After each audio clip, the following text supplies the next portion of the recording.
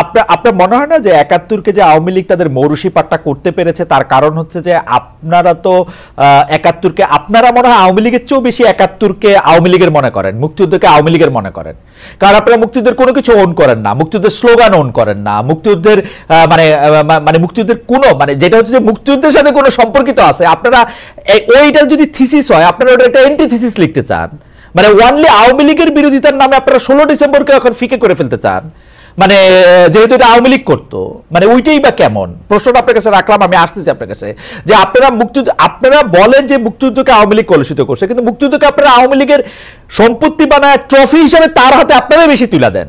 মানে আপনি দেখেন গত বছরের ১৬ ডিসেম্বর হচ্ছে এবারে ১৬ ডিসেম্বর আলাদা হবে, কারণ আওয়ামী লীগ ১৬ ডিসেম্বর বেশি করে করতো। মুক্তিযুদ্ধ শব্দটা এখন একটা গালাগালিতে পরিণত হবে, কারণ আওয়ামী লীগ মুক্তিযুদ্ধদের বেশি ইয়াতে দিছে। জয় বাংলা বলা যায় না ৭৫ থেকে ৯৬ পর্যন্ত ২১ বছর, কারণ আওয়ামী লীগের স্লোগান এটা। ওইটা একটু বললেন তো যে মুক্তিযুদ্ধটা আপনারা পার্মানেন্টলি মুক্তিযুদ্ধের সাথে আওয়ামী লীগকেই ট্যাগ করে রাখতে চান কিনা? জি, ঢাকা বিশ্ববিদ্যালয়ে পোস্টার লাগানো নিয়ে যে বিষয়টা আসছে অভিযোগ ছাত্র দলের পক্ষ থেকে, এটার ব্যাপারে স্পষ্ট করে বলতেছে যে এখানে ছাত্র শিবিরের কোনো সম্পৃক্ততা নাই।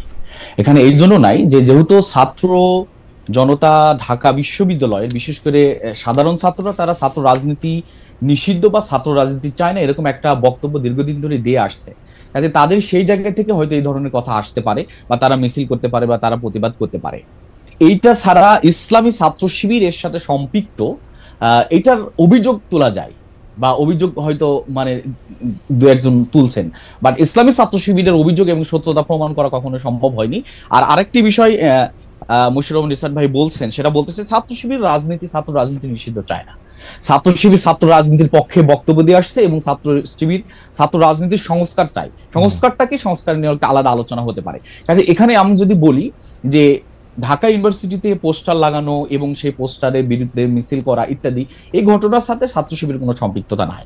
আর মুক্তিযুদ্ধের ব্যাপারে যদি বলি, মুক্তিযুদ্ধের ক্ষেত্রে মুক্তিযুদ্ধ নিঃসন্দেহে আমাদের একটা পরম পাওয়া, যে যার মাধ্যমে আমরা একটা নতুন জাতি হিসেবে আমাদের নিজেদেরকে পরিচয় দিতে পারি। এখানে মুক্তিযুদ্ধ আওয়ামী লীগ করতো, বেশি উদযাপন করতে, এখন আমরা করব না, আমরা মনে হয় যে এই জায়গা আমরা বিশ্বাসী না। তবে আওয়ামী লীগ যে নিজস্ব সম্পদে পরিণত করেছিল, আওয়ামী লীগ এটাকে নিজস্ব মনে করে এটাকে উদযাপন করতো, ওই জায়গা থেকে হয়তো এখন জাতি বের হয়ে আসবে। মঞ্জুর সাহেব ভাই, আপনি কি এই জিনিসটা খেয়াল করছেন আওয়ামী লীগ যেটা নিজস্ব সম্পত্তিতে পরিণত করতো? আমার প্রশ্নটা হচ্ছে এইটা আমরা আওয়ামী লীগের মানে এইটা হাতে তুলে ওরা নিজস্ব সম্পত্তি করে দিছি কিনা? আমরা মুক্তিযুদ্ধ থেকে আওয়ামী লীগের থেকে দূরে থাকতে চাই বলে মুক্তিযুদ্ধ থেকে দূরে থাকবো, ওইটা করে দুইটারে এক করে ফেলছে কিনা? আওয়ামী লীগ শুনলেই মুক্তিযুদ্ধ মনে হয় কিনা, মুক্তিযুদ্ধ শুনলে আওয়ামী লীগ মনে হয় কিনা?